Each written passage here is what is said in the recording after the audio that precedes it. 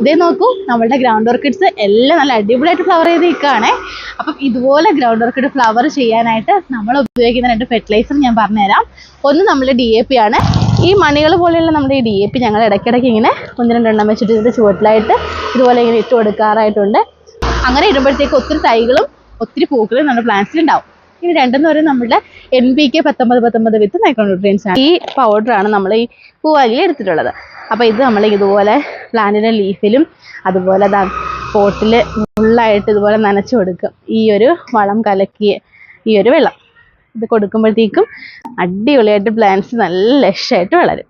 കൂടാതെ നമുക്ക് ഇഷ്ടമുള്ള കമ്പോസ്റ്റുകളും ജൈവവളങ്ങളും ഒക്കെ ഇതിന് അപ്ലൈ ചെയ്യാം. ഇതെല്ലാം തന്നെ ഹൈബ്രിഡ് വെറൈറ്റി ഗ്രൗണ്ട് ഓർക്കിഡ്സ് ആണ്. ഇതെല്ലാം നമ്മളിപ്പോൾ സെയിൽസിനായിട്ട് അവൈലബിൾ ആക്കിയിട്ടുണ്ട്. വൈറ്റ്, അതുപോലെ റെഡ്, യെല്ലോ, പർപ്പിള്, പീച്ച്, ഇങ്ങനെ പല ഷെയ്ഡുകളിലും മൾട്ടി ഷെയ്ഡ് കളേഴ്സ് നമുക്ക് ഗ്രൗണ്ട് ഓർക്കിഡ്സിൽ ഇപ്പോൾ അവൈലബിൾ ആണ്. വേണമെന്നുള്ളവർക്ക് 7034016964 വാട്സപ്പിൽ പർച്ചേസ് ചെയ്യാം.